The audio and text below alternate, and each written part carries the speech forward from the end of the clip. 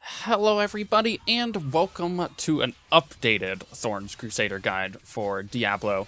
See, when the PTR came out, I did a guide that was actually fairly successful, despite it not really being a guide. It was more or less just me being like, this is what I've kind of figured out on the PTR thus far with this new stuff. Well, now that the patch is out, the season is going, it's time to actually take a look at what this Crusader has become, because it's gone through some iterations, and there's not one but two really strong Thorns builds out there. We're going to take a look at both. I prefer one over the other, so it's really just play style more than anything. And it kind of depends on the gear that you've gotten, at least at the early stages of this season and everything. I mean, we're only 4 days in, so we may as well kind of take that into account. But for the most part, as you go throughout the season, you'll get the gear for both, and you'll be able to do both. But let's take a look at the first build, which is the Legacy of Nightmares build. So let's start with the first part of this, which is the gear. This is the most important part of this build. As you can see, I don't have any set bonuses going on with my gear, and that's because the Legacy of Nightmares stuff starts with these two rings, the Wailing Host and the Litany of the Undaunted. Now what happens is you gain 100% additional damage and 4% damage reduction for each ancient item that you have, as long as it's that ring set is your only set bonus. So you can wear other set items, you just make sure that you are not gaining the effects of any of their set bonuses. But this is a highly unoptimized version of this. There are some things in there that you certainly would like to have, like the Swift Mount weapon, which increases the duration of steed charge. You kind of want that. You want either a Heart of Iron or a Aquila Cuirass in your chest piece. That's ancient. There's also some other things, like there's a certain pair of boots, a shield, shoulders, like all of that. There are very specific pieces to get going, but one of the most important ones that you kind of have to have is the Belt of the Trove, which calls down bombardment every certain amount of seconds, right? That's gonna increase your damage, and then the Swift Mount is another kind of required item for this, in my opinion. The rest of them you can kind of just throw in there and hope for the best, but make sure that you have the Litany of the Undaunted and the Wailing Host going. So with that in mind, you can pretty much get this build going with like half Ancients. You won't be able to go super efficient with it, but you can get it going with half Ancients. And then in the cube, you need the Mortal Drama, which is the flail that doubles the amount of bombardment impacts. And then, depending on what you have on your chest piece, if you have a chest piece equipped that is the Heart of Iron, you'll want the Aquila Cuirass in the cube, or you flip them. And then finally, in the cube, you want the Convention of Elements. As for your skills, you're pretty much going to want everything to have Thorns damage on it. So your Bombardment Thorns, Consecration Thorns, your Steed Charge Thorns, your Iron Skin will increase your Thorns. If you're kind of doing greater rifts, high greater rifts, or just like high speed farming or whatever, and you're having issues dying, get Akarat's Champion Prophet. That's a pretty necessary thing. And if you're also still having some survivability issues, the laws of any law that increases your whatever you're lacking on. So say you're lacking on health regeneration, well then you probably want to go with Law's Hope. If you're dying because of like crazy special attacks from creatures, then you'll want to go with Laws of Justice, and so on and so forth, and then choose the rune that's right for you. That is really a thing that you can switch out on your own. As for passives, Fervor, right, cooldown reduction there, that's going to be important. I'll explain why in a second. Iron Maiden for your Thorns, Lord Commander for the cooldown reduction again, and then Finery because you'll have a ton of things gemmed out, and Strength also increases your Thorns damage, so you'll kind of want that. So why do you want the cooldown reduction? Well, this is important because if you can get to about 61 to 62% cooldown reduction, your bombardment will be up every single time the physical is on your Convention of Elements. So every time you get physical to proc, it's a set time every single time, then you would cast your bombardment. And as soon as you do that, if you have 61 to 62% cooldown reduction, that bombardment will be up at the exact time the next one is for your Convention of Elements. So it's like the perfect timing thing. If you can get 61 to 62, that's perfect. Anything over that, you're going to start having it come up quicker, which means you're going to offset the the cooldown on that. And likewise, if it's any slower, you're gonna fall short. For speed farming, it's not that big of a deal, as long as you can get steed charge going. Now, I use this build for speed farming because it's not my preferred play style. So what I do is I just do greater rifts, I get on the steed charge, and I just blast through things. You can also do this with T10 farming. It works the exact same way. It's really nice for getting bounties done because your steed charges up so often. Basically, anytime you come across a rare group, you'll just be throwing Bombard out. It's not that big of a deal to line it up. But if you're doing greater rifts and you have optimized gear and you have all the pieces that you actually need to get high greater rift clears done, then this build is actually can be slightly higher than the other one. But I would say just from Paragon levels, like if everything was equal, if the normal Thorns Crusader, using just the normal attacks that I like, if that has its gear and the proper Paragon levels and everything, and then this one has optimized gear and everything, I'd say they're pretty much on par, the two builds. But I just use this one for speed farming. You can use it for whatever. It's not the most efficient speed farming, but it does do the job really well. Now, if you're doing greater rifts, what you'll want to do is kind of time your convention of elements physical procs with your bombardment, and just make sure that you're killing the Rift Guardians with that. Get a lot of enemies stacked up, hit those bombardments, because you'll just take them all out, because your bombardment is what's going to be doing the majority of your damage, not your steed charge.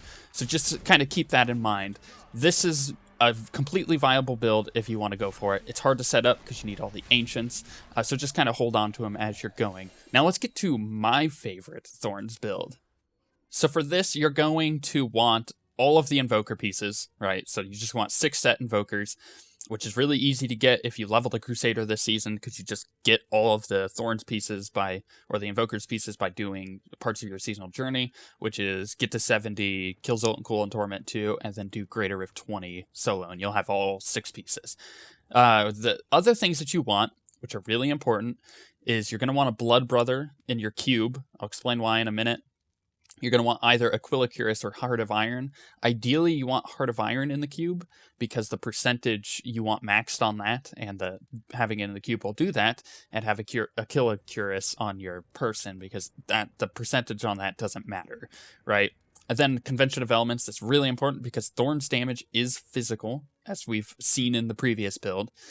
Then finally, you want Justice Lantern on your character, which increases your damage reduction based on your block chance, right? So that's part of the Blood Brother thing, because the Blood Brother will increase your block chance, and every time you block, you will do 30% additional damage on your next attack.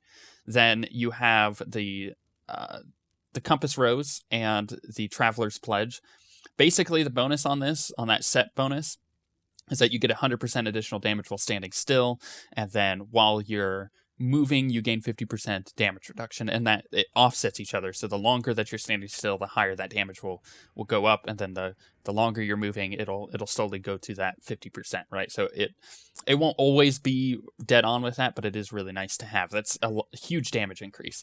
And then you want the Akarat's Awakening Shield. This is whenever you block, you will have a chance to reset your cooldowns by 1 second.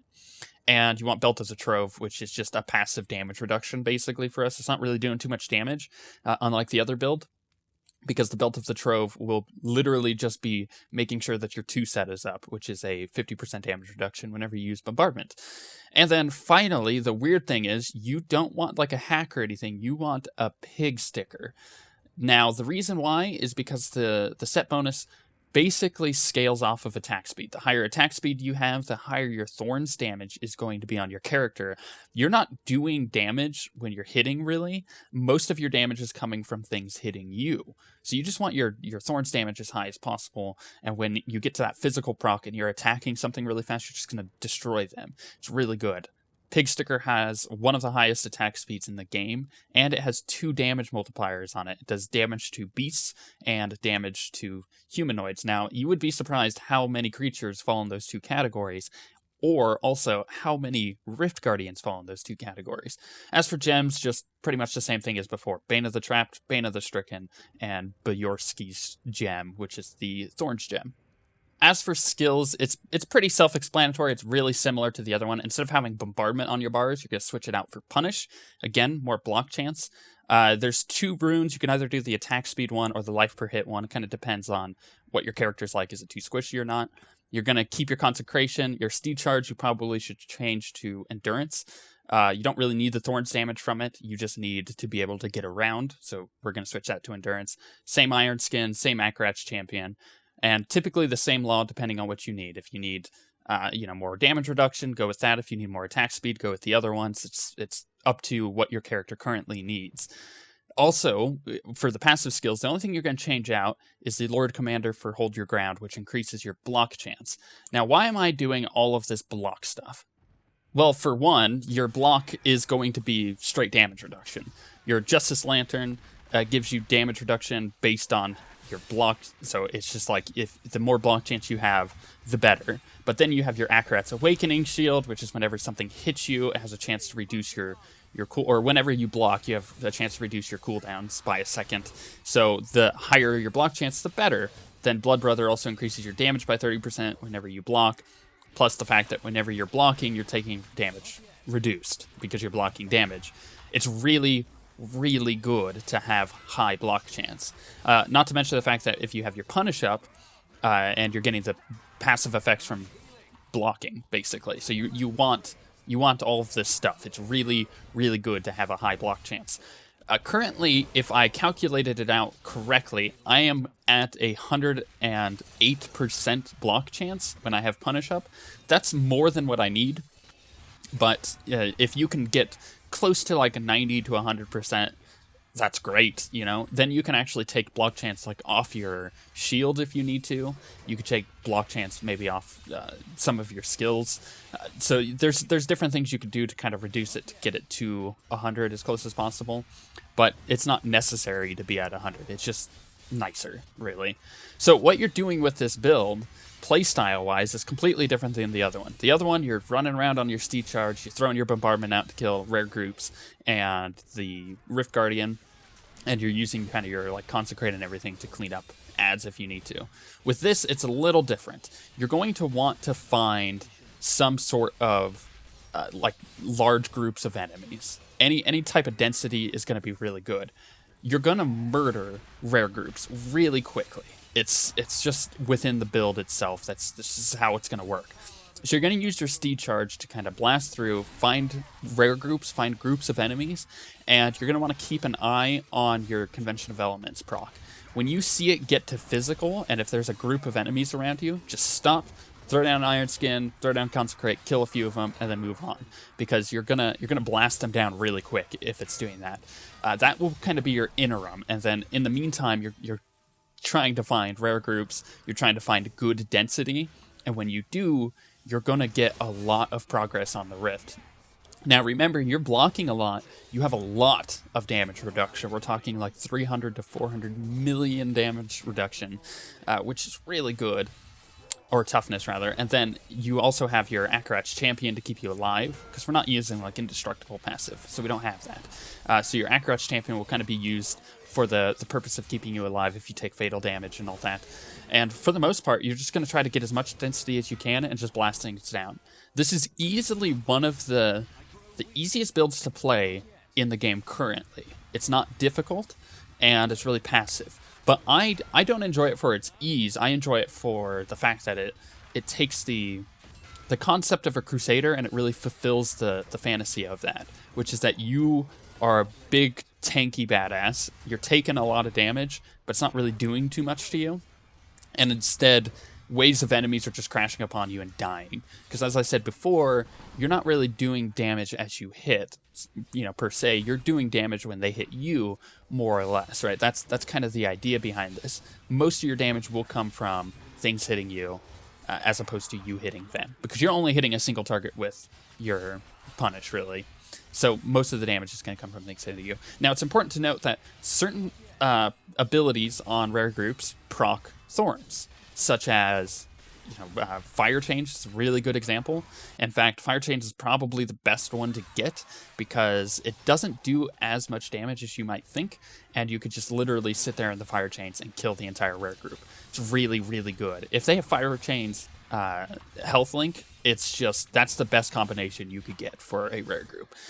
As for the Rift Guardian, most Rift Guardians are really good. Rift Guardians that have adds are even better because when things hit you, it increases your Thorns damage.